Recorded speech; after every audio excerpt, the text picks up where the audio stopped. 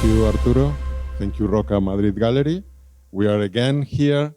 This is the 23rd edition of the IEBM think tank, where we are trying to explore the different topics that are of importance for the real estate industry and the design industry in this case.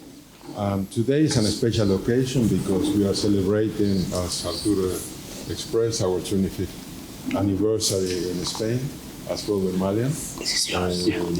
So we decided to do something special, which is a dialogue between our partners, the IE School of Architecture and Design, and ourselves, Broadway Malyan, to reflect about what are the skills, the talent we need to deliver design services in current times, which are clearly marked by a constant change and a technological evolution and demands constant update. So it's a very interesting topic, and for that reason we have very good people to talk about that. We are going to present the panel together with Cristina, but before to go to that, I will say that Cristina is my co-moderator, Vice Dean of the IE School of Architecture and Design, and I'm practice principal of Broadway Malyan, Jorge Ponce. So let's introduce our panelists. First, starting from the left, Ed Baker is chairman of Broadway Malyan and is as well global head of Masterplanning. He's a very reputed master planner and is leading that part of the business that is becoming more and more important in the company. So thank you, Ed, for coming from London. And I will introduce my other colleague, David Whitehead, as well practice principal based in Lisbon studio, and one of our best designers in the group. So thank you, David, for being here. And I leave you to present your colleagues. Cristina. Okay. Can you hear? Can you hear well? Okay. Well, it's as Jorge has mentioned, it's a pleasure to be in this joint think tank we brought with Malyan and IE School of Architecture and Design. And we couldn't do it without having representatives from the school, especially when we are talking about the skills that are required and what kind of educational institutions can offer. So I'm here with Jerónimo from Schendel, who is on here on my right. You can see his image on the screen. Jerónimo is a trained architect, and he's also an entrepreneur. He's been involved in many different projects, and I think that his expertise is evident in the direction of and in the management of the program that he's leading, which is the Mastering in Business for Architecture and Design, a sort of MBA for architects. And I'm sure that he will have the chance to explain later on. And also Andrea Caruso, who is here as well. Andrea is an industrial designer. He's Italian with many years of experience in Spain and internationally. And he's also now he has his own practice as well. And we like to have practitioners in IE School of Architecture and Design, in IE University, a very important thing for the type of topic that we are going to be talking today. And he's the director of the Master in Interior Design in the School of Architecture and Design. So welcome them and welcome all of you. Thank you. Well, fantastic. Thank you, Cristina. We are going to start with a brief introduction. And this is what we want to do, this dialogue between the IE and Broadway Malyan, to reflect the training and the skills needed today to offer design services. Because, as I said, it's changing, and this accelerated technological disruption we are living is really demanding in terms of keeping our teams updated. So the questions are, how are new design narratives constructed today? What are the required professional profiles we need to do it? How does a company like Broadway Malyan do it and keep architects and designers up to date? And how does the IE respond to this need, and what are its educational strategy for these particular times? No? So we pretend to go through these 3 points because there is a clear demand, I said, to equip professionals to lead in landscape shaped by automation, digital transformation, and a permanent redefinition of architectural and design practice. As well, we want to know what are the offers from the IE in terms of programs focused on real-world applications. And as well, we are going to present some samples of new design narratives to understand what are these updated skills we need. So let's go to the questions to the panel. And the first question, Cristina. Okay, so we are in an evolving landscape. We've been talking about that when we were preparing these conversations. And it's true that the industry is changing. We are in a VUCA environment, and this is affecting the type of demands that companies are having, and of course the sort of responses that academic institutions have to respond. So I will ask the people from Broadway, Malyan, Ed and David, what are the biggest changes that you are seeing in how you are doing design and architecture in terms of maybe, let's say, 5 to 10 years ago, which sounds like ages ago. You are celebrating, by the way, today 25 years. That's so it's right. almost like, it seems like a whole history. So 5, 10 years ago, what was different? Yeah, so good afternoon, everybody. It's a pleasure to be here in Madrid. Obviously, I've come along for this event, but also we're having a party tonight for our 25th birthday. So it's a big occasion for us. What I wanted to start with, I prepared a few slides, actually. And I think before we start talking about people, I wanted to define a little bit about our business. So, I mean, obviously, we've talked about 25 years, which is a long time. But if we look back 5 or 10 years, what has changed? So in our business, we often talk about before COVID, during COVID, and after COVID. And what we've prepared at the moment is our latest business strategy. This is where we think the business is going to go over the next 5, 10 years. But we had a plan before COVID, and then that all changed. And I think that there's the bigger macro issues, so things like climate change, obviously digital change. These are the things that really have impacted our business. COVID, I think, just accelerated some of this change, so accelerated the way in that we're working in terms of, embracing technology in a bigger way. It also changed this type of projects that we're working on, so more people working from home. There was suddenly a lot more of a focus on people's immediate environment, and I think there's a bit of a shift in the type of projects that we were doing. And then after COVID, we've seen a big change where the world woke up and wanted to travel. So for example, particularly you can see, for example, in Spain or in Portugal where we work, suddenly hospitality and more hotels and travel. And so you've seen these impacts on the business, but the business has changed, and it's where are we going to go in the future and what people do we need for our business. So our new strategy, we've called Designing Without Borders, and that really reflects the business that we are.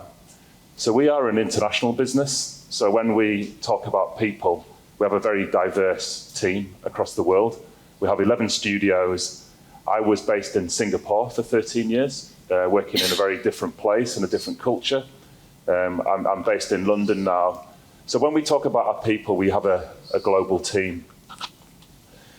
We talk about, when we talk about this idea of without borders, that relates to how we work between the studios and the businesses.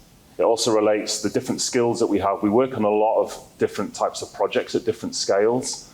So what we see now is a lot more of a mixing, a lot more of a need for these sort of mixed skills related to the type of work that we're doing as well. And also it's a philosophy related to design and encouraging people to think bigger. Our clients are wanting a mix of skills. They're wanting people with the people skills, the digital skills, the understanding of the environment and what sustainable development is. So we're seeing this big change. Our main disciplines, so when we talk about the skills, we have Masterplanning, which is we have people in our business who are more planners, working on a lot of very large scale projects. We also have architects, so your more traditional architectural roles, and then the interior design. So when we look at skills for us, it's across this spectrum of work.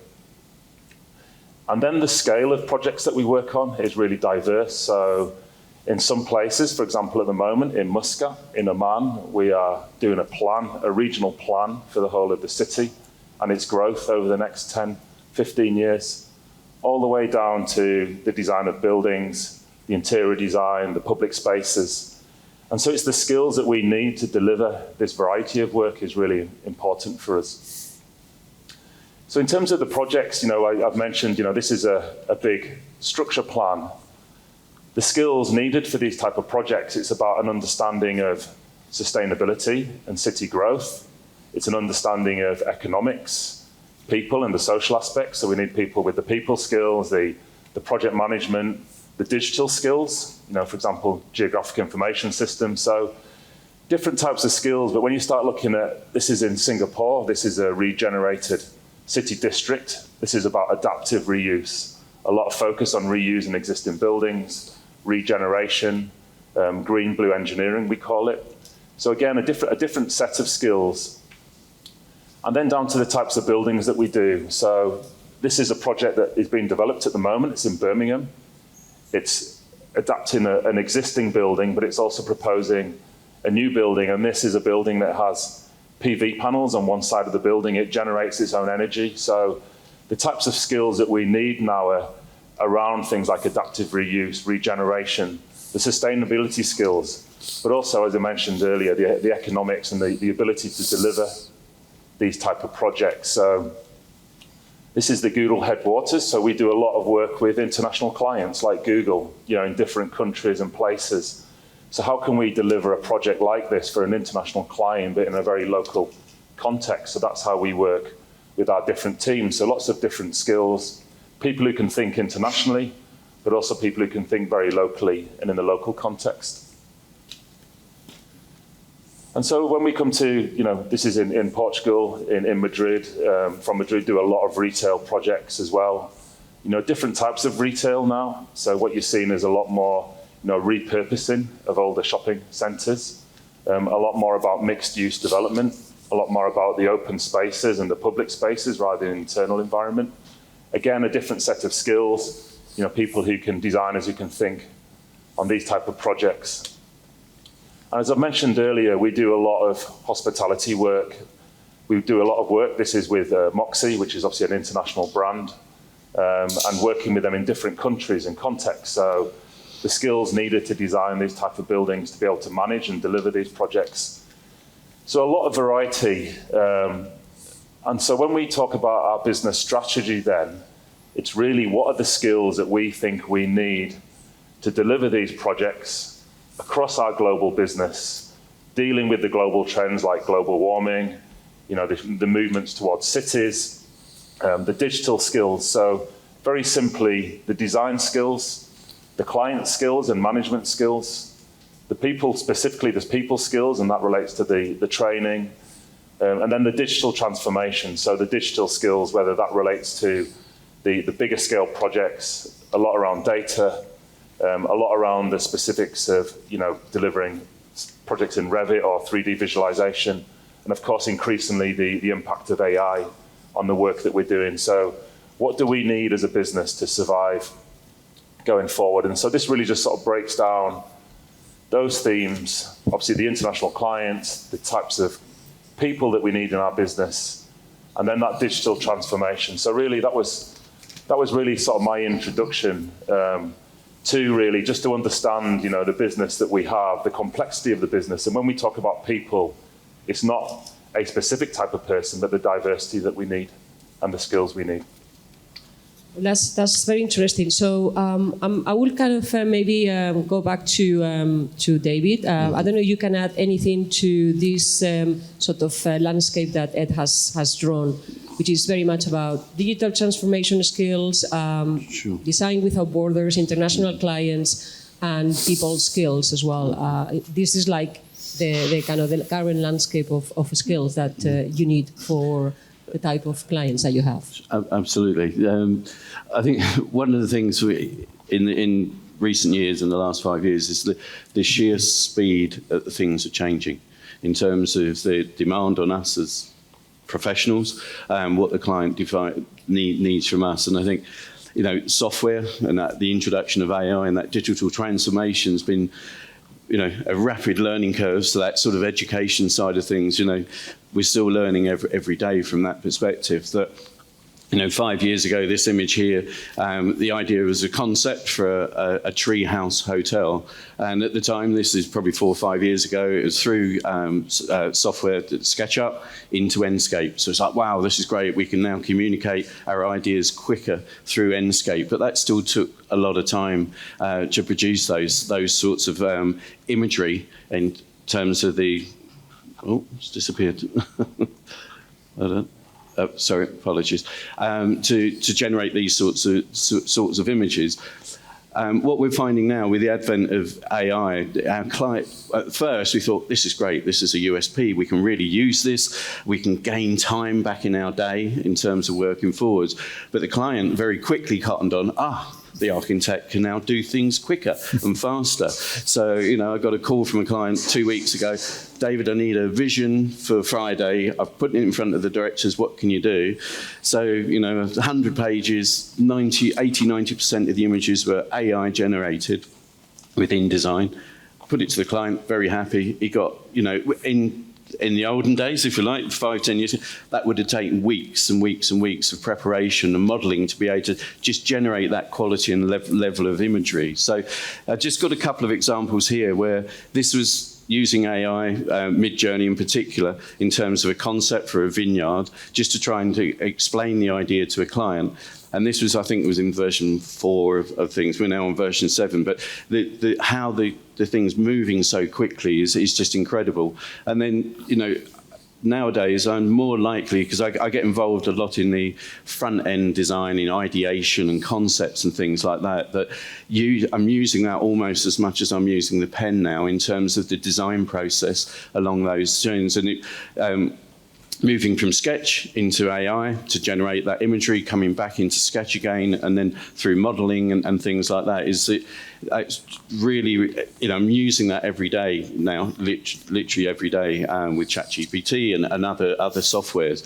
And that sort of, you think you go to work and that's it, you're done. But actually the education and the learning curve that's happened in the last couple of years has been phenomenal in terms of the use of AI, and we're really trying to grasp that. And I think, through the borderless concept, we're really trying to generate that through all our people. And, people start to show talent for that. You go, oh, great, and trying to get people around the business to just communicate and say, hey, I did this on Midjourney Day, or I did this on Sora, I did this, and we start to educate each other as well, and get better product at the end of the day from those sorts of things. So using this is really, an amazing step forward in terms of just from Sketch. I still think sketching is really important. And I'm just going to try this next one. I don't know whether it will work.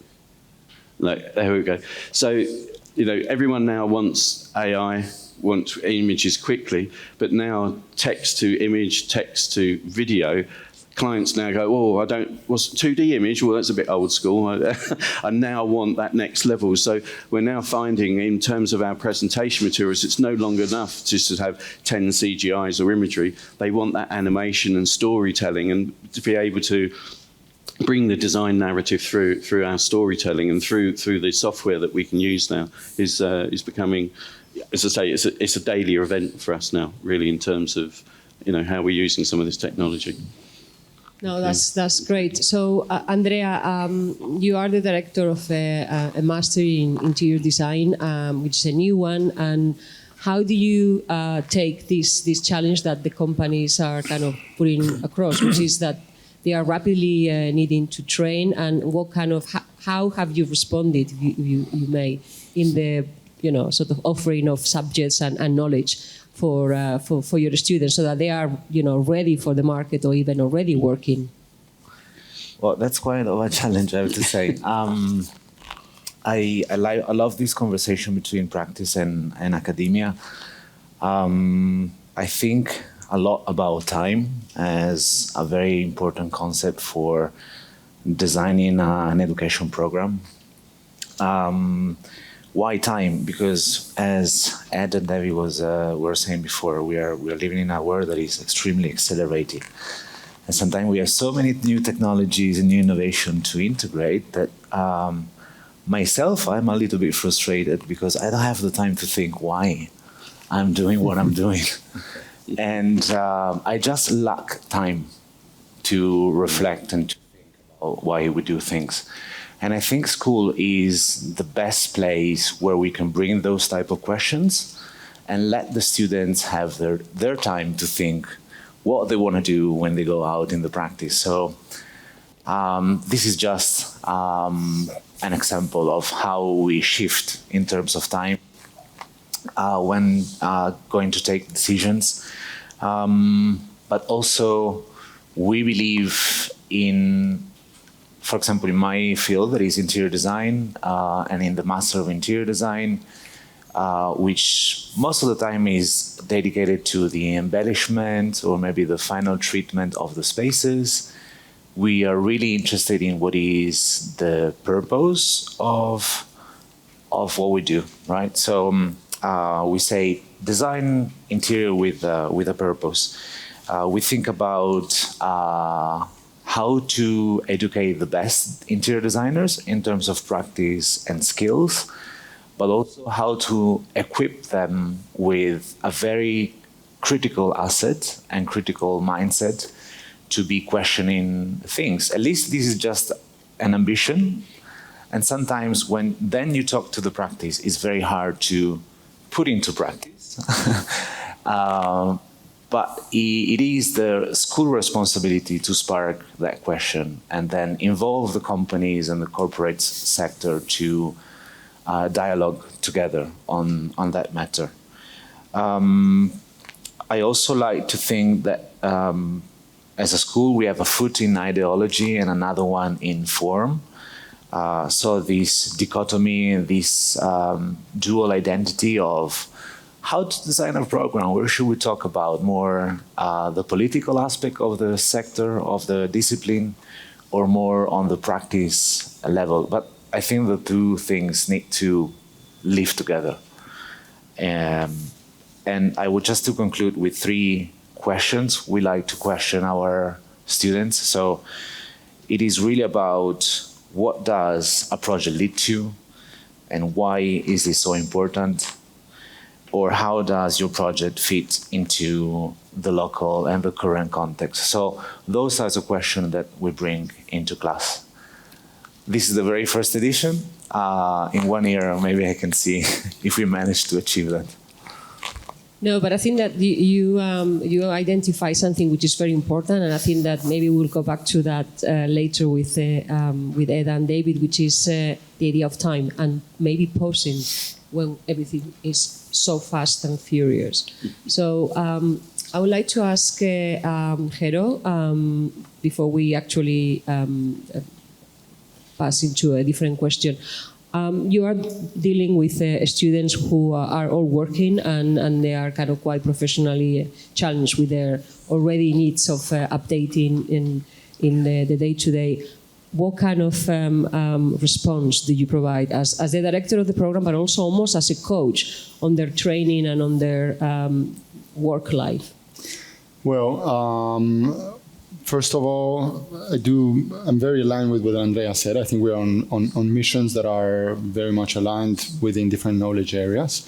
But I thought I would bring this diagram because I think that it is very important when you're dealing with the food on academia about reflection and the food on the profession about response, about what the client needs, to have a broader perspective. And one of the things we insist a lot is that you need to develop this capacity to put yourself very seriously and very openly in the foot of any other stakeholder in the market, in this industry, and particularly in the feet of your client, right? So we work around this idea in many ways, some abstract or implicit, some more explicit like this case, but this idea that this industry works like a dice that has in the end a logic. You know, we all know how a dice works. We use it for games, and opposite faces always add up to 7, 6 and 1, 5 and 2, 3 and 4, right? But you can never see the whole dice. You can always see only one side, on one face, right?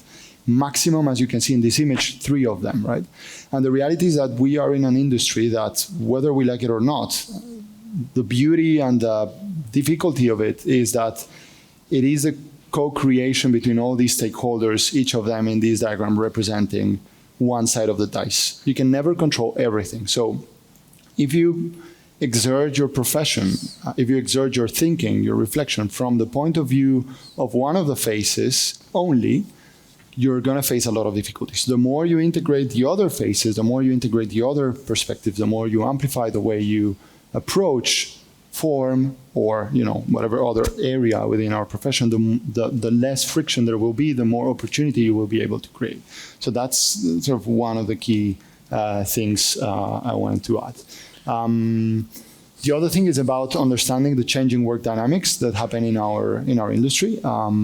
We are speaking now, pre-COVID, during COVID, after COVID, but I think with these realities, there is a tendency there that I believe is quite constant, is that we are moving from a paradigm of authorship-made architecture, the author creating the architecture, towards co-creation, which I think is Broadway Malyan is an amazing example of, applying a very diverse and well-intricated knowledge of a very large team distributed globally to create something that is much more richer than what one single mind could ever dare to think about creating, right? And I think that is super important, and it transforms the way you work, it transforms the way you think, it transforms the way you interpret a brief, everything, right?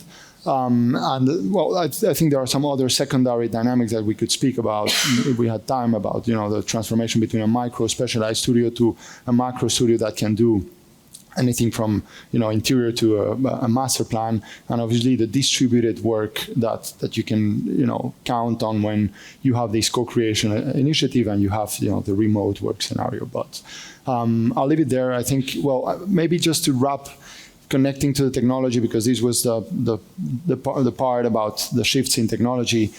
This is an example. We work with a startup in the program, in the Master in Business for Architecture and Design, that is an up-and-coming startup on generation of different buildings based on assessment on the different structural, environmental, formal parameters that can affect form, right?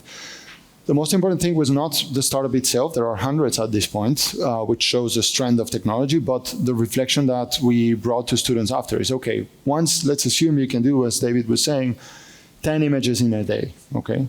Okay, AI can do 10 images in a day, but it cannot be accountable for those images. And I think, among other things, and it will take quite a long time to do that. So you are going to be accountable of what you create. What is the notion of value of the architect if you bring that into the table, right? Okay, I'm creating those images. I can be a vector, or vice versa. The tech can be a vector of my thinking through, or to the client, but also what is the value that I provide to a client relationship, to the market, to society, when images can be generated with a click, right? And I think that gives us a lot of self-awareness as architects. We work a lot on that as well. Fantastic. Well, thank you, Jerónimo. Yeah. We go to the second question. I will ask you to speed up a bit because we still have 5 more. Okay. I started with a very long answer, so. Yeah.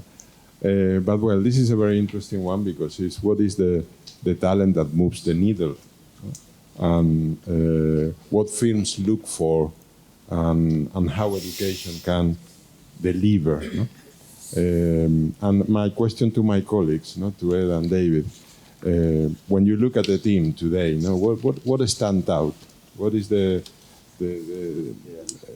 kind of people that we want to have in our teams? What are we looking for when recruiting? Yeah, I mean, I obviously started by introducing our business, and I wanted to introduce the diversity of the business that we have in terms of where we work and the types of projects. And I think if I was going to look for the ideal person, it was someone who can think internationally and locally and suits the diversity of our business. And we all love the all-rounders. And I think that these days that you have to be a lot more agile. And I think that we need the specialists, but also we need people who can think. And there's a lot more blurring between work these days and the skills, and people who can at least understand the different skills. So you don't necessarily have to have the skills to plan a city and design a beautiful interior design, but at least an understanding is probably a really key quality. I think in terms of, I do a lot of recruiting at different levels, at the top level, and also at a more sort of junior level. And I think that what we find is the digital skills, we find that a lot of people, particularly graduates, have the digital skills already. The bit that we're trying to, which is a little bit harder, is then the people who can understand what to do with them. And I think that trying to focus a little bit more on people who we think can understand the process, the people skills, and actually, and start to understand, which is always a hard bit when you're just starting your career, is understanding what clients want, more importantly, and aligning skills with those. So I'd say that probably the ideal person is a bit of an all-rounder, but really that's more about someone who perhaps has got the digital skills, understands sustainability, but really can think and understand the bigger picture and have the people skills.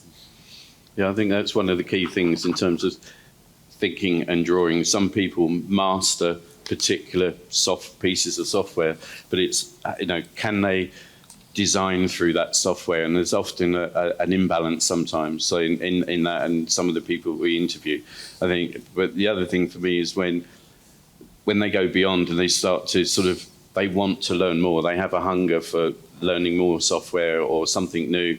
And we were talking earlier about sort of the idea of the academy within the business is to try and drive that forward within the wider context. So people, really start to master those things. But I think for me, it's that connection between the utilization of the software and as that changes, and it's rapidly changing, but being able to design to whatever the client's needs, as Ed says, in those terms. So, these are just some examples here of, this was a particular CGI image on here for a headquarters building.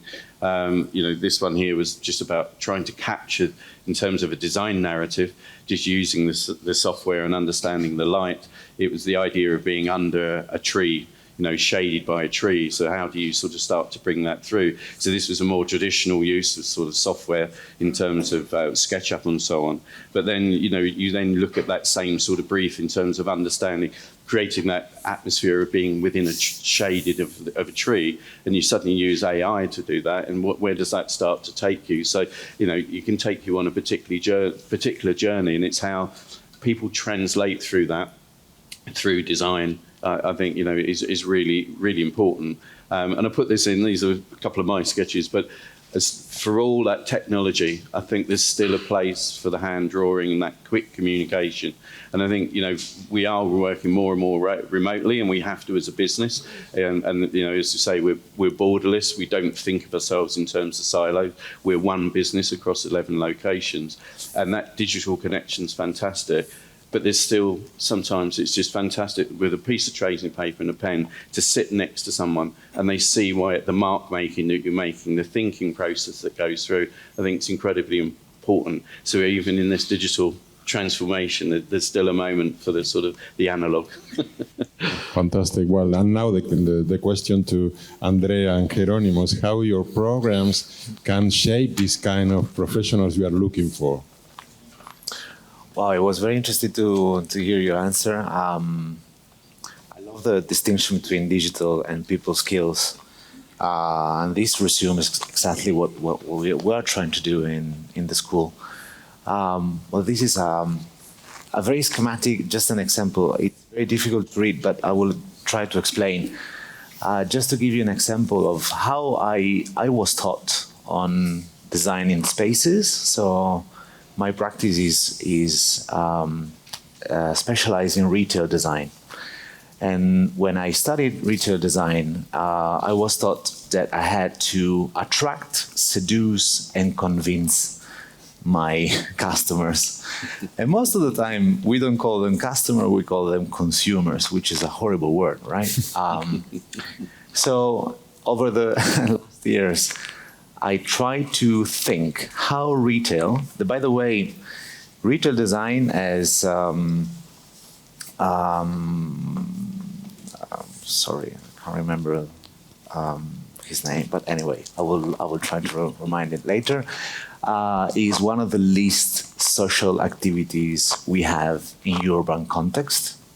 So basically, shopping is what we do. Right now, we are in a shopping environment. But it's great that Roca has designed a shopping environment that creates knowledge, So that is very impressive, all right? This is not something very common, I would say. And so instead of attracting, seducing, and convincing, which is extremely manipulating the consumers, we try to speak about the 5 C's. And this is a theory by Ibrahim, who is founder and managing director of Portland Design, based in London. But basically he speaks about 5 C's, which is co-creation. This is something that Jerónimo touched upon. So co-creation, culture, doing this in a very conscious way, community, and it's very, very small. But there is a 5th C's, and so this complicates our work a lot, because we, as an interior designer or as an architectural practice, it's not enough to create a beautiful place, a place that is a very good performance, or that is responsible in terms of use of materials and so on. But it needs to be embedded into the society in this very articulated way. And this is what I believe Ed was very right about. We need to speak about people's skills. Great, thank you. It's very interesting that. I think you have some images. Yeah. I'll skip through this then. Well, the program I lead particularly is in the world of business and innovation, trying to bridge the gap between, the designer, traditional designer, if you want, and the contemporary or the future. We work a lot around this concept of creative leadership, and it's this idea that a professional that has the skills, the talent, the drive to be a creative person within the built environment industry, in this case, can create ideas that have a wider and more lasting impact, and can convey those ideas, and can communicate those ideas better to, in the end, have a more an enhanced leadership role if you bridge these 4 areas together, if you blend them together. The design obviously being a central element of things.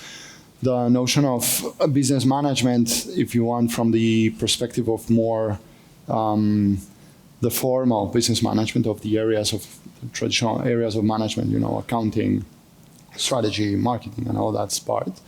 The entrepreneurship, which is key because it's often thought as directly related to the world of business only, but I think it's just a way to look at the world, and that's something that's very embedded in the way IE thinks, and particularly the School of Architecture and Design.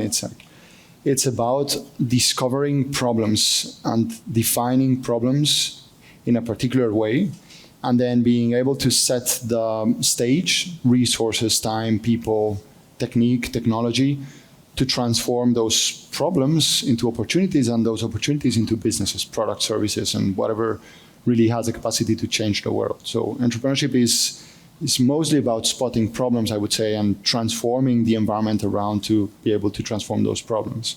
And obviously innovation and technology in these worlds are completely needed, even to open the door to other worlds that are critical, and that I think Ed already mentioned a few times, like the world of sustainability, to mention just one. So this notion of design, of creative leadership is one. The other one is that really we understand that business at large is one more pencil in the toolbox of an artist, if you want.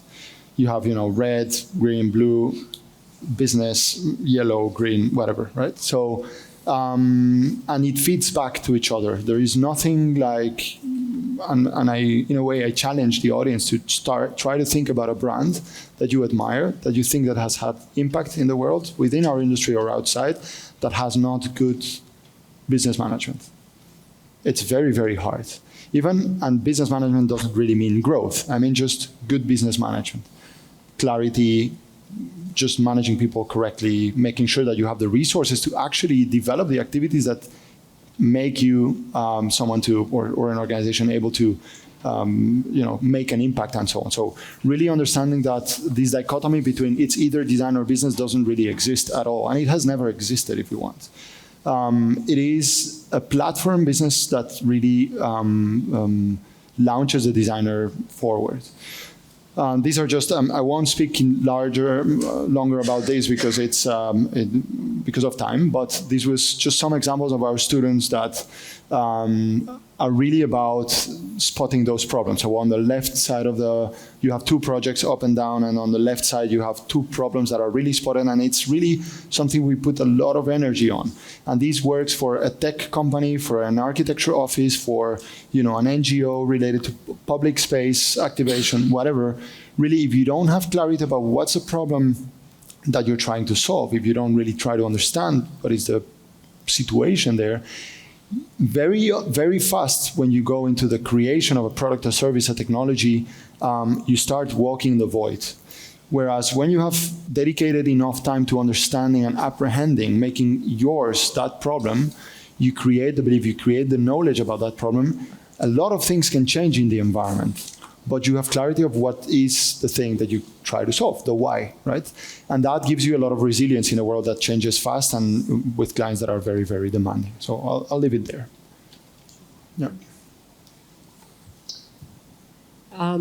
I think that it's super useful, the examples that you are putting of students as well, because this brings to a very pertinent question in this discussion, which is in the relationship between the professional world and academia, what it is that you are actually looking for in, let's say, in academic institutions. If you had to request anything, you had like your list of wishes, what would that be? We are here listening, so this is your opportunity. What would be those skills, or what that training for those needs that you have at the moment, or thinking also of this evolving and fast, rapid evolving future? Okay, it's a big question, but I think as I've mentioned already, for us as a practice, we've got quite a diverse business, and so sometimes through the professional training, people are picking up some of the business skills and the other aspects, but quite often through the training they're not. So for graduates, like I say, are coming in with quite a good technical knowledge, but not always necessarily the knowledge of what to do with it, a better understanding of clients. And I know that, for us, obviously, we get a lot of interns, and, really part of it is then trying to introduce people to the world of work. And I think perhaps on some courses, they don't always do that. They could do it a little bit sooner rather than later. And I don't mean, one of the reasons people go and study design subjects at university is to be creative, and you don't want to lose that, but at the same time you want to try and bring in perhaps a little bit more practical aspects, a bit more understanding of, and as we've mentioned, the industry is really changing. We need people who can think more broadly, and I think that particularly some of the architectural courses have been too siloed, and trying to bring in a broader curriculum that is more suited to a new world and the types of clients we have. Yeah, I think from my perspective, when you're sort of looking at people, just noticing more and more people need to be more agile in terms of how their approach to sort of things. When we're interviewing people, I often sort of ask, they've got their final year project, how long have you been spending on that? And they say, I've had 3 or 4 months to work on this. And gosh, we have 3 days, 4 hours to do the same thing. So that immediacy, I think, is something. But being more agile, people were specialising a lot, in a particular form of architecture and things like that. And I think now, with the software that's coming online, the AI, we're becoming almost autonomous beings again in terms of that collective and that co-creation. Is that, you do need to be a super Excel, and you do need to understand AI or GIS. And, that diversity again is really, really strong in terms of giving people a real grounding in those terms, and just even and the sense of being flexible Some people get, well, I do CAD and that's it. That's all I do. Whereas actually, the business is changing. The business needs change very, very quickly from one moment to another. 1 minute you're doing an innovative vision document, the next piece you're delivering that. How do you technically bring that through and drive that through from a design? So, I think I try to take a lot of students on site.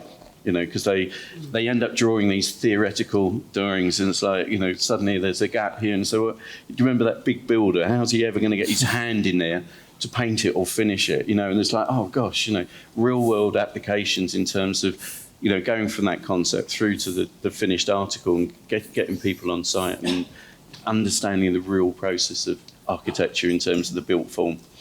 I'm going to put somebody here on the audience on the spot because we have an alum from the school who did a master program a few years back, Marta Ortigosa, you may, and she's actually working for, surprise, Broadway Malyan. So could you tell us maybe what, before I ask the directors, what did maybe the training that you had provide in terms of how relevant it was for the kind of skills or the kind of requirements that you had in Broadway Malyan, also alluding to what Ed and David had just mentioned.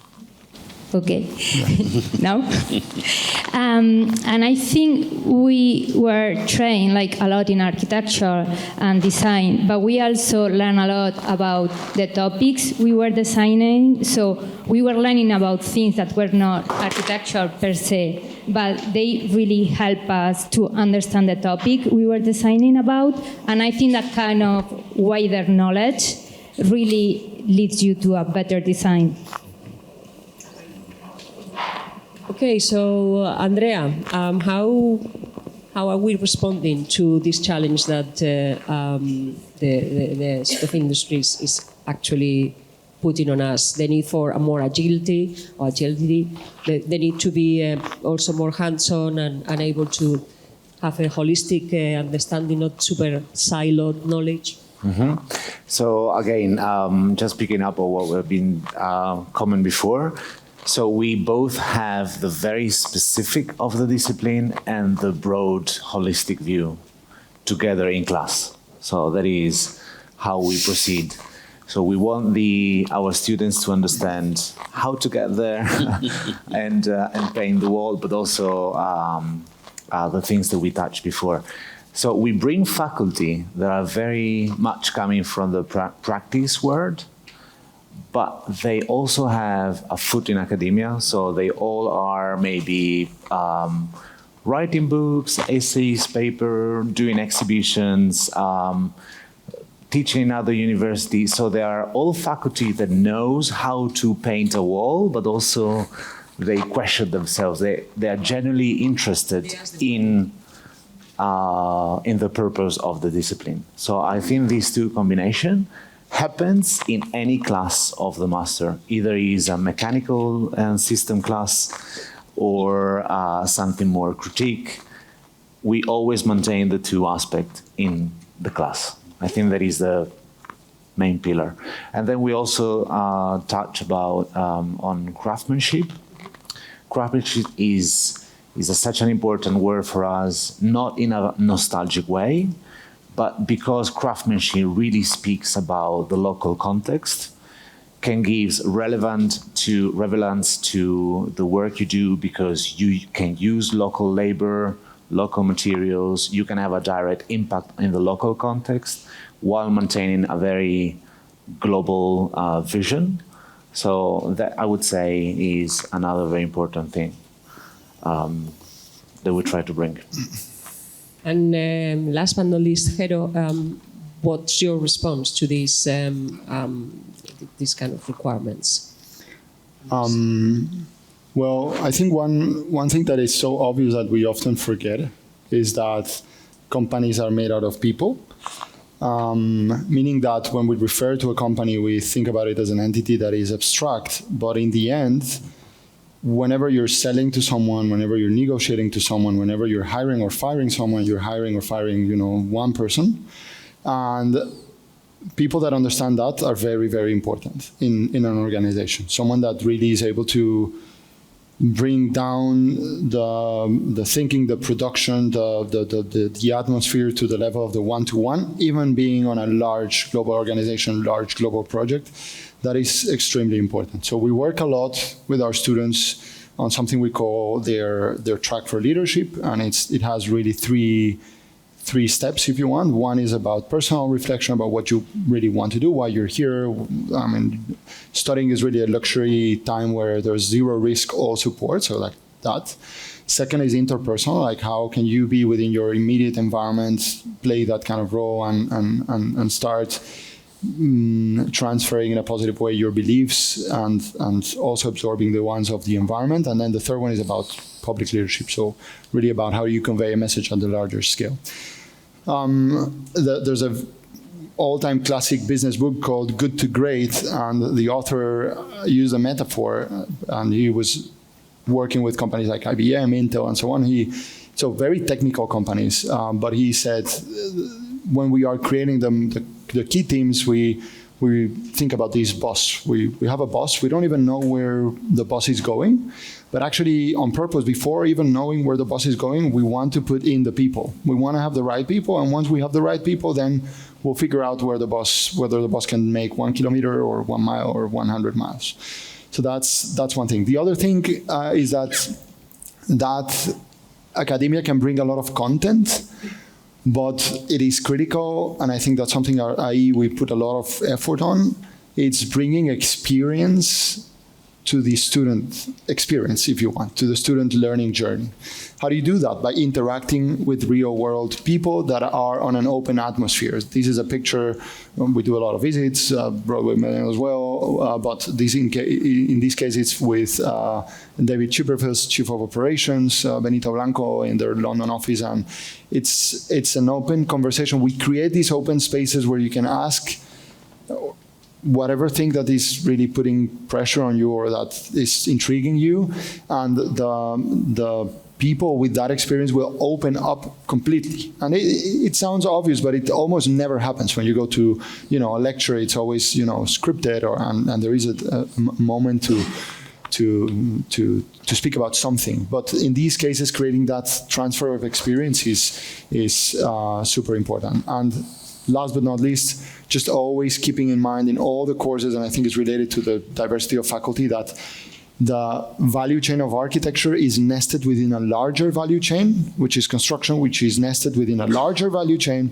which is real estate, which is nested within a larger value chain, which is the creation of urban environments or even built environments at large. And that teaches you a lot and gives you a lot of humility, I think, so that's also very important for us. Thank you very much. We are arriving to the next question, which is very interesting because it's related with the constant need of learning, no? Is enabling the lifelong learning. How do we do it, from Broadway Malyan or from the IE? And I'm particularly interested on that because, 3-4 months ago in a meeting I had with Ed, he offered me to assume a role that I love it, which is to lead an internal initiative we have, which is the BM Academy. Just that initiative to maintain the people trained and distribute the knowledge, not just inwards, but as well outwards. I would like to ask the question why you did that, Ed. I think you've got some slides.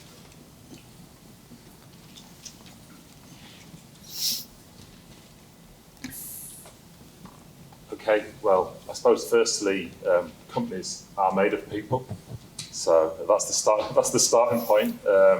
We realise that to deliver a business strategy and be the business we want to be, that we need the right people and the right talent. And so the BM Academy was launched as an initiative, really to try and capture that. This is about internal and external dialogue and training, and it really focuses on 3 key areas, which is design skills, business skills, and leadership skills. And I think this really relates to what we were, the slide earlier about creative leadership. Pretty much the same topics, but how do we train people? As a business, we are actually an employee-owned business. So one of the things from that is we have quite a lot of open communication, and every year we do a survey across our business and ask people what they want, various questions, but also if we invest in money or time, what would you prioritize? Now, number one is always about salary and remuneration. That's the basic. But number two, quite strongly, is around training, which people really value. And so really this is our initiative about how do we train the people that we need. So as Jorge's mentioned, he sits there as part of the dean of our internal university. But really, Annika is our head of people. So she is responsible across our business for recruitment, talent, retention, training, and that's really key. And so how do we manage that through internal and external partners and to deliver these skills? So it's quite simple, really. Again, this relates directly to the diagram earlier about creative leadership. And that's why I've been discussing as partnerships, with the people to help us do this, really. So whether that's the design leadership, digital transformation, next generation leadership, client relationships, project management, all the complexities that we need to deliver the work we do in the places we do across our business. Fantastic, thank you, Ed.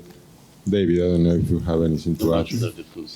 So I asked our colleagues from the IE how your programs respond to the needs of the professionals, really, in activity now. How can you maintain them updated and on this constant changing? Yeah, so in September we're launching the new Master in Interior Design. One of the things we are doing is, for example, have a direct contact with the corporate world.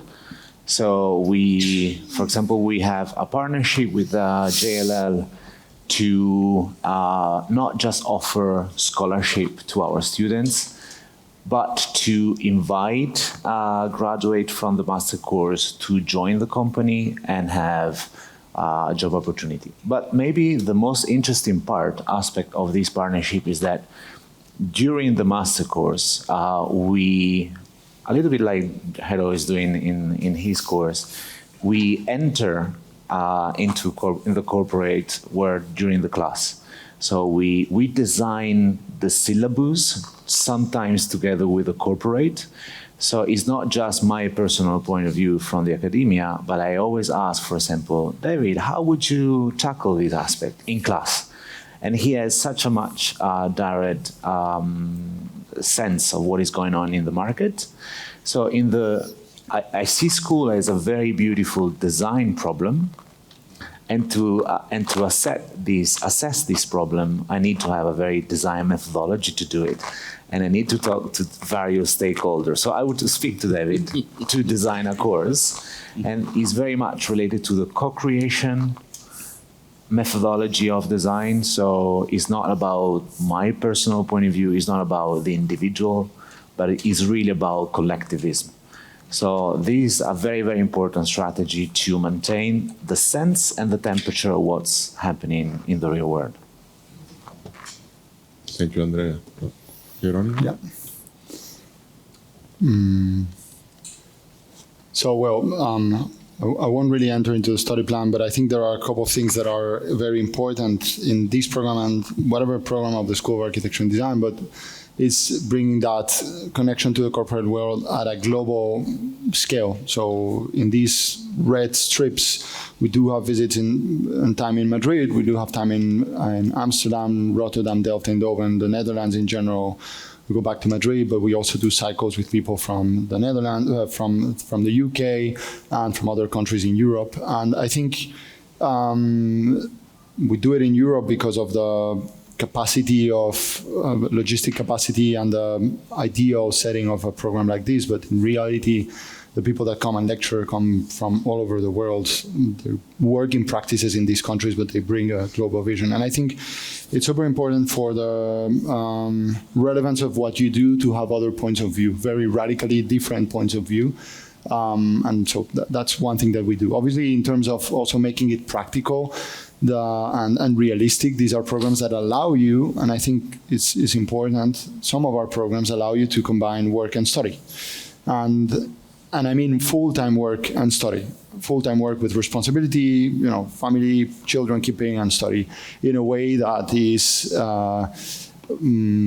keeps exactly the same academic level and the same performance at work. And I think that beyond the practicality of it, has a lot of positive things, because when you blend those two together, you can directly apply and feedback what you're learning in academia with your own corporation or your own working environment. That we see people in large corporations implementing projects as a result of the thinking in the programs, but also entrepreneurs that have rewired, if you want, the companies they had while they were in the program. We also do, like Andrea mentioned, some joint partnerships with offices that we visit to do exercises. And to be a bit more specific, I can recall one that we did with UN Studio, which was about how do you assess a large competition, whether you should go for a large competition or not, based on a series of parameters and based on a context scenario that we set for the firm. So the firm is in whatever situation, and wants to expand to these countries and to these types of buildings or typology of work. And here is the scenario of opportunities of competitions that are on the table. What would you do? Work on a team to assess the pros and cons of these competitions and to evaluate whether financially this makes sense or not, and whether strategically this makes sense or not, and why. So that's one thing that we do. The other thing I already mentioned is about communicating, and I think for now I'll leave it there. I think we still have one more question, if I'm not mistaken. We are going to actually open the floor to the audience, just to see if anybody wants to ask any questions, because we are aware that time is moving, and we wouldn't like you to miss the opportunity to ask our panelists. So anyone wants to ask anything? This is the most important moment. You can take advantage.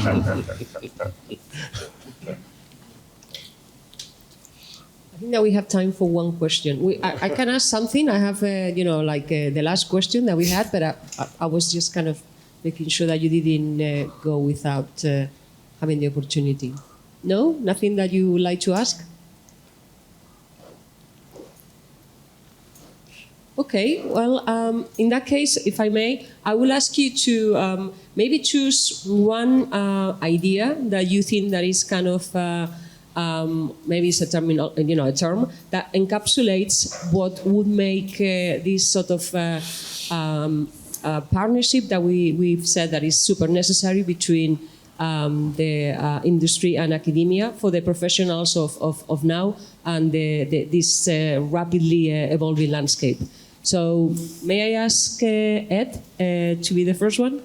Yeah, I mean, I think that I really love my work, and what I enjoy is the fact that I have the same books on my shelf that I studied with.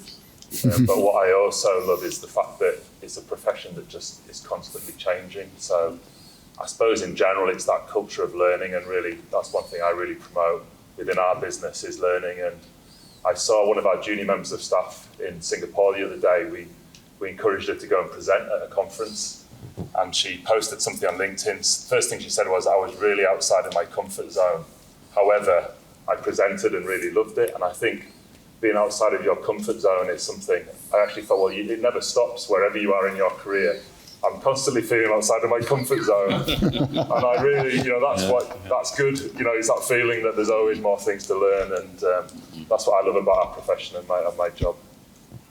Great. Andrea, what would be your phrase, your term? Can I reuse the answer? It's about co-creation. We've been talking about co-creation. I also like, apart from this very important aspect, I'm very interested now in, there is a quote by Jared Fuller, which is, in his opinion, design is ideology made artifact. And ideology is a very difficult word nowadays. Maybe politics could be a better one. But I'm very, very interested in the other aspect of our profession. So I love to sketch. I love to touch material. I'm a very, very tactile person.